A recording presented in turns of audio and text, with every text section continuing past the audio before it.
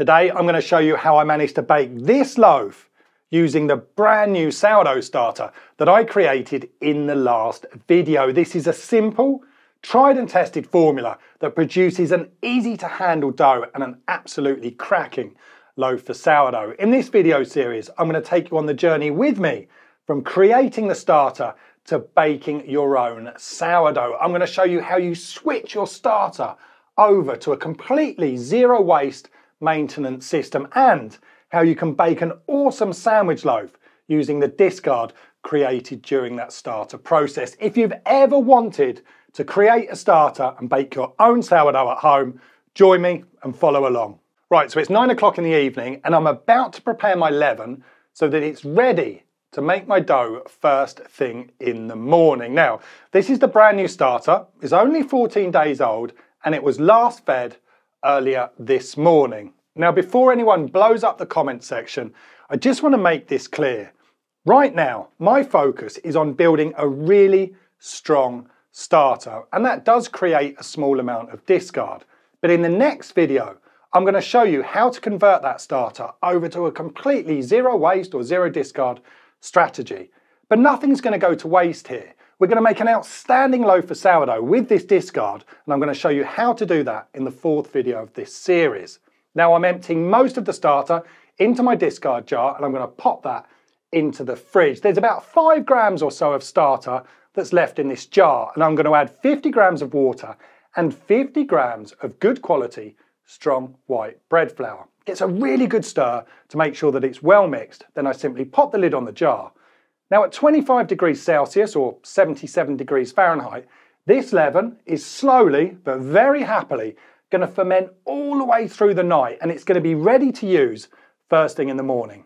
Okay, so it's the next day, it's 8 o'clock in the morning, and as you can see, my leaven has reached its peak. It smells of yogurt, ripe cheese, white wine and bananas. It's pleasantly acidic, but it's not kind of stripping the hairs off of my nose. So into my bowl goes 263 grams of water, and that's followed by 10 grams of sea salt. Now I'm going to stir this mixture really well just to make sure that salt's well dissolved. And then I'm going to add 431 grams of really good quality strong bread flour. This has got a protein content of 12%. Now next, I'm going to add 96 grams of my brand new ripe sourdough leaven. The leftover leaven that's in the jar is going to be fed again, and I'm going to continue with the same daily feeding routine that I showed you in the last video for another 14 days. Now using a spoon, I bring this mixture together to form a rough dough. It doesn't need to be smooth, but I do want to make sure that there aren't any pockets of dry flour. This is going to sit at 25 degrees Celsius, 77 degrees Fahrenheit for about half an hour. Okay, so the short rest has actually enabled that flour to hydrate really well. And that means it's only going to take a minute or so of kneading to produce this really nice smooth dough. So why do you think this recipe formula works so well for beginners? Well, it uses a sensible hydration or a sensible amount of water in combination with a really good quality bread flour that's got a protein content of 12% or above. This produces a bulletproof dough that's super easy to handle and has the potential to spring up nicely in the oven. Now I've put this exact formula into my free sourdough recipe calculator so you can make this recipe your own as soon as you've got to grips with it. I'm going to leave a link for that down below. Now the dough gets shaped into a ball, gets placed into the bowl, and it's going to rest for 1 hour. Right, so now I'm going to kind of condition this dough or build some strength into it. And I'm going to do that by giving it a very quick lamination. Now you can stretch the dough inside the bowl if you prefer, but I really like this process. So after I've stretched this dough out into a rectangle, I fold one side into the center and then the other side over the top. That creates these 3 layers. I then roll the dough over twice to create this little parcel. Now the dough gets gently turned and shaped into a ball. You don't need to stress over this, it doesn't need to be perfect. And I'm going to leave this dough now covered in the bowl once more to finish the first part of the fermentation period. Right, so since we actually mixed the dough, it's been fermenting for a total of 6 hours. And since we placed the dough into the bowl after we did that quick lamination, it's actually increased in volume by around 75%. So Now we can move on to the shaping stage. The dough is going to get a very light dusting of flour before gently turning it out so that floured surface faces down to our countertop. Now you can see all of these bubbles on the bottom. They're exactly what we want to see. It lets us know that the fermentation process is coming along nicely. So now the aim of the game is to shape the dough to fit the basket, and to do that I fold the two sides of the dough into the middle and then I gently even it out. Now I'm folding the very bottom of the dough over to kind of give me a straight line to work with. Next I fold the top of the dough over and then I'm going to roll it up, and as I roll it up I'm going to coil it inwards to create tension in the dough. When I get to the end I flip it over and I work my way along the seam, pinching it closed. You can actually feel the bubbles popping as you do it. Now, after a quick bath in rice flour, the dough is going to go into the basket, but I'm going to make sure that the seam we created is pointing upwards.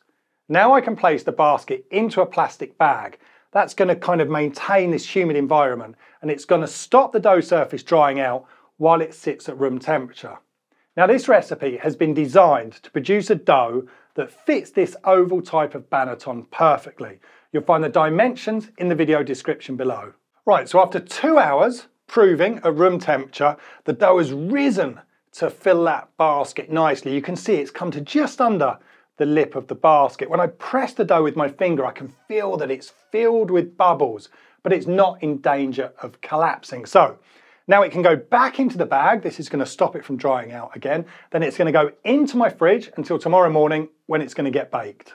Right, so it's the next morning and it's bake time. My oven, my baking stone, they've both been preheated to 220 degrees Celsius or 430 degrees Fahrenheit. I'm going to score the dough to a depth of about 5 millimeters. Now this cut is going to allow that dough to open up in the oven without splitting as it kind of springs and expands in volume. If we peek inside, we can see that this dough is really well fermented. We've got some really good cell structure.